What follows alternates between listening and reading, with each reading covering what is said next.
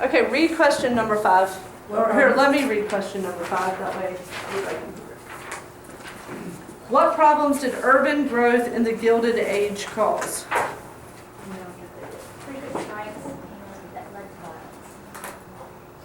Okay, that's industrialization. So let's talk about urban growth. That's where the cities were clumped in the middle and then urban's outside the city, right? Urban is inside the city. Okay.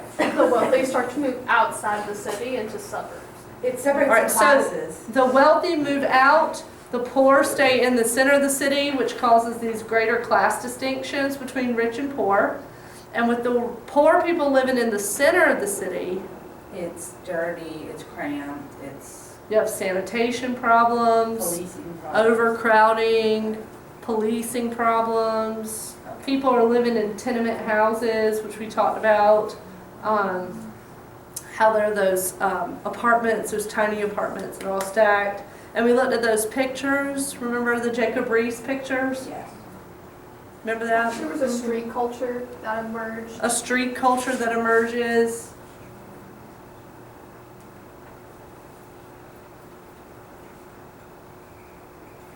So we don't have to really say beyond the poor moving to the outside of The city. poor moving to the inside. I'm sorry, that's what I meant. I meant to say the wealthy. The wealthy are moving to the outside, the poor are moving in, which creates a major problem in the inner cities And then explain with the crime, sanitation, Because pollution.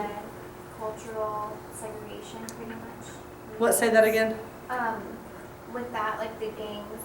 Yeah, it also leads to gangs because people tended to move to ethnic neighborhoods. Yeah. So when you have these recent immigrants that are coming in huge numbers, the Irish move to Irish neighborhoods, the Italians move to Italian neighborhoods. So you Is get that Little what- Italy, Little Ireland. Yeah, is that like how Little China is? Like Chinatown, Yeah. and yes, Yeah. because people want to move where they can get food that's similar to theirs, Mm-hmm. where people speak their same language, go to church at the same places, or practice their religion, whatever it is.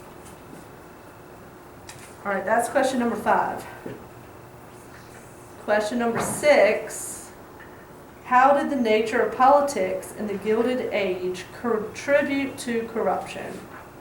Well, we know there was a lot of bribery and I know that much, but I mean, I can't just write there were bribery. Why is there so much bribery? What is the nature of politics? And you vote for this person, I'll get you a job at my cousin's. The boss. Right, and we call that the political machine, which is headed up by the bosses. So it's characterized by political machines, which have political bosses, and the bosses promise favors in exchange for votes.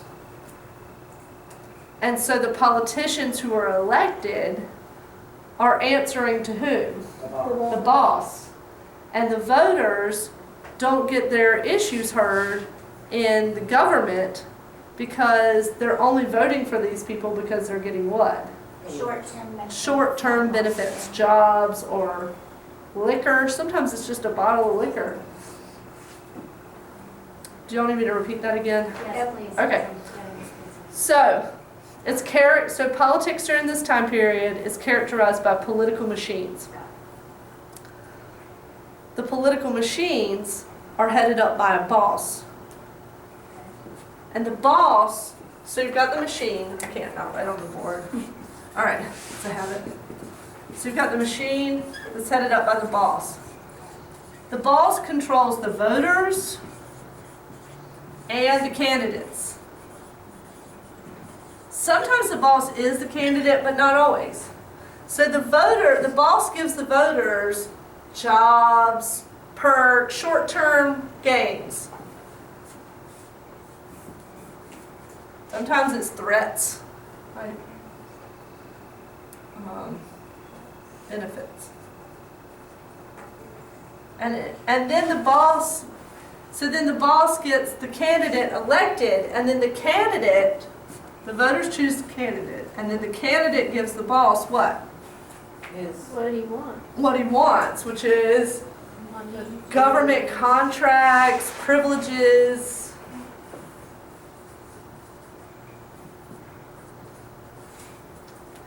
What does the candidate have to give the voter? Nothing. Nothing. So this is a recipe for corruption. right? Because the candidates aren't responsive to the voters, they're responsive to this political machine that puts them in office, and the political machine wants basically bribes and extortion, right? Does that make sense? And you can draw this chart on your test if it helps you explain it. Yeah. Okay. But if you draw this, you need to then explain how this leads to corruption.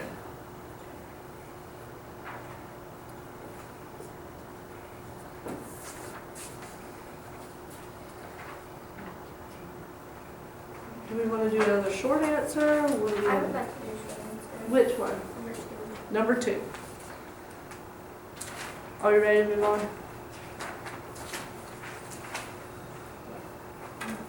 Got it? So if we draw that on the test, we also have to put job benefits and the government. Yeah, and then explain how this cycle leads to corruption. Primarily because there's no connection this way, right? If there was a connection this way, then the candidates are accountable to the voters, which would help eliminate corruption, but they're not. They're accountable here. And this is where corruption is. Does that make sense? Yeah. Okay.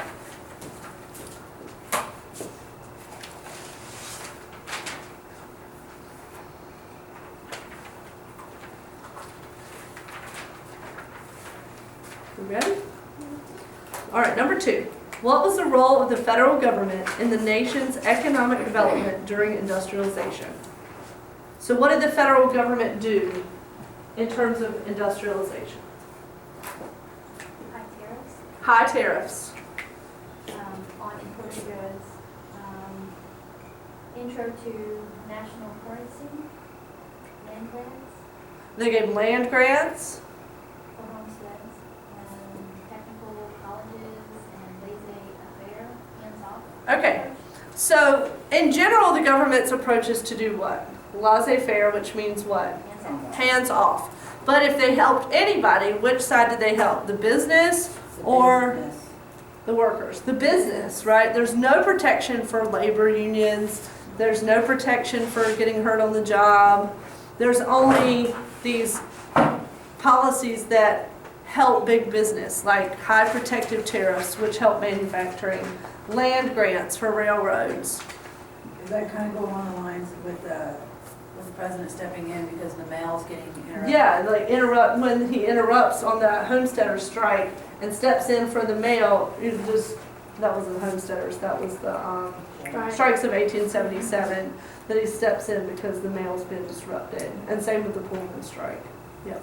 That shows how the government is siding against labor in favor of industry.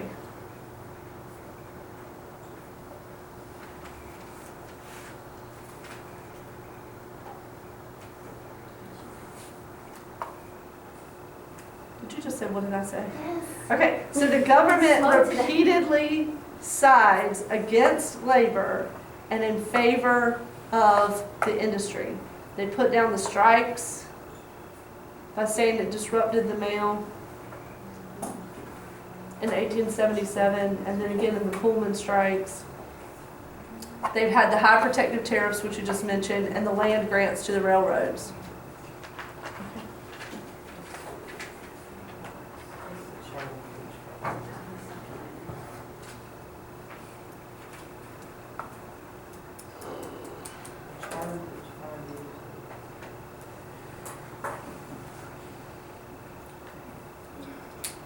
Do you have any other questions?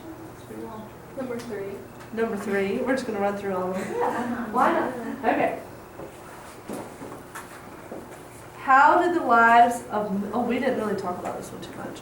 How did the lives of middle-class women change in the late 19th century? They were able to attend colleges to get better jobs. Sometimes, yes.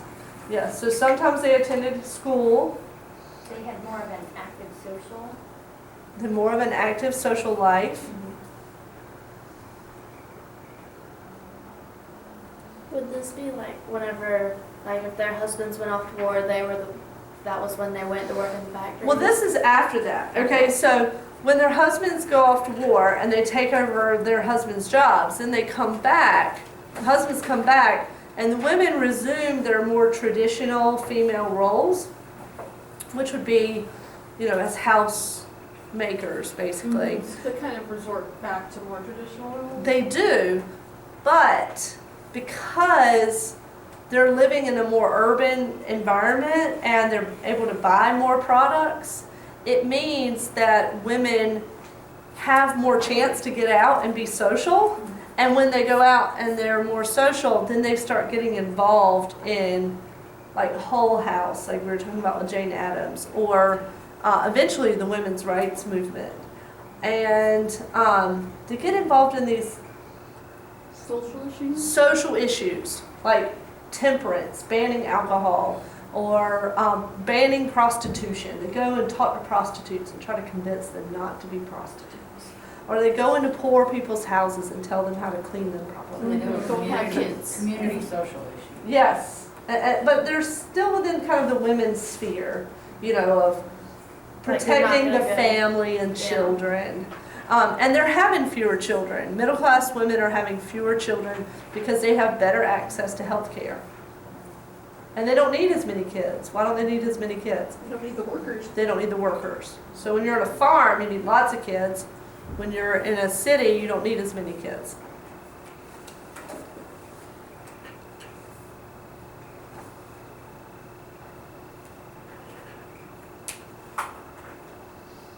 All right, we've already done number one in a way without answer. I mean, we didn't say here's number one, but we talked. Number one is what?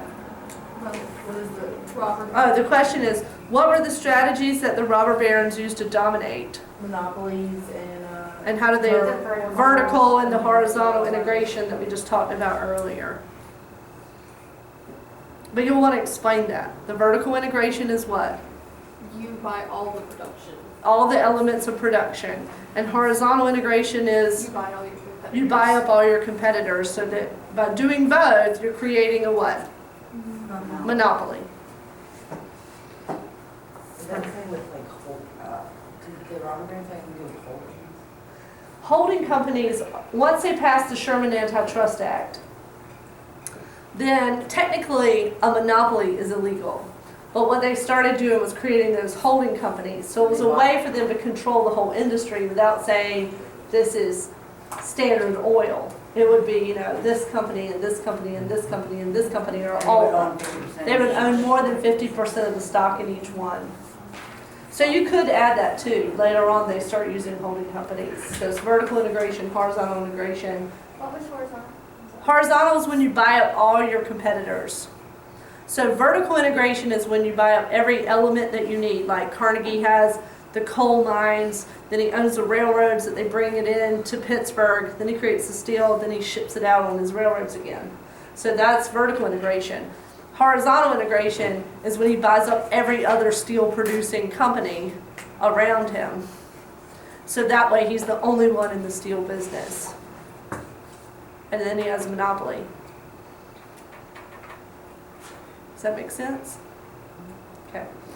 So we did, that's 1, 2, 3, 4. Why are workers limited in their efforts to unionize? Because the government doesn't support it, number one. The government doesn't protect them, and if anything, the government does what? Protect Puts them. them down. Is protecting the interest of the business, right? So there's no government protection, and what's another limitation? What happens if you go on strike? They get Somebody else other will take your workers. job. They have other workers, the strike breakers or the scabs, whatever you want to call them, that just can take over the job. So there's really no recourse. I mean, you don't have any leverage.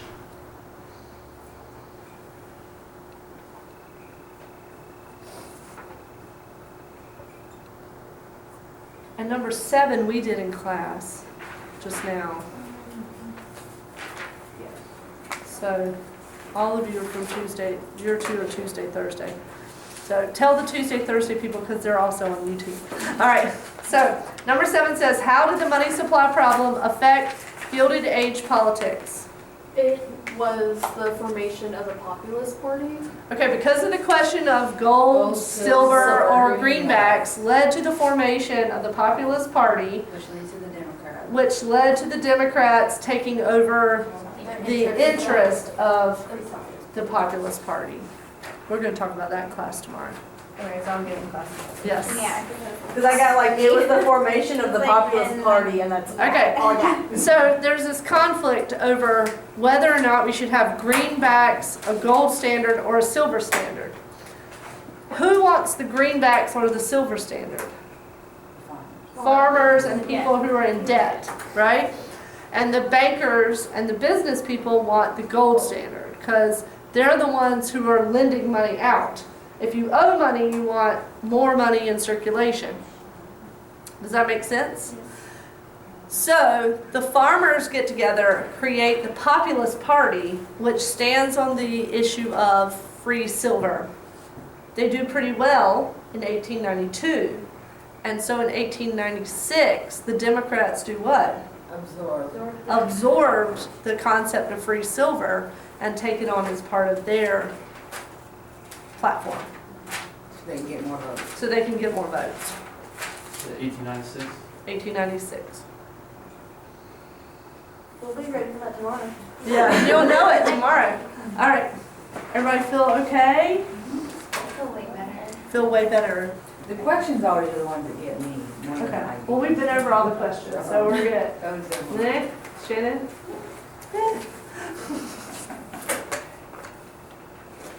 Any more questions? What you said on number 3, how did the laws in the middle class when they changed in the 19th century? All right, how did he wants to go over number 3 again. How did the lives of women in the middle class change during the late 19th century? They went back to their homes and they started to take on their more traditional roles, but they were more active in social issues. Okay, so women become more active in social issues, but still within kind of the traditional mother, wife, happy home mentality. So they get involved in like temperance and improving health care and schools for children. And they're having fewer kids, so they have more time to get involved in these issues. But still, even though they're more public, they're still operating within a traditional framework for the most part. Protect the family dynamic. Protecting the family, right? Moral providers. Women were seen as the moral providers of the home. So they kind of extend that. I'm the moral provider of the community. We good? Yes. All right. Turn this off.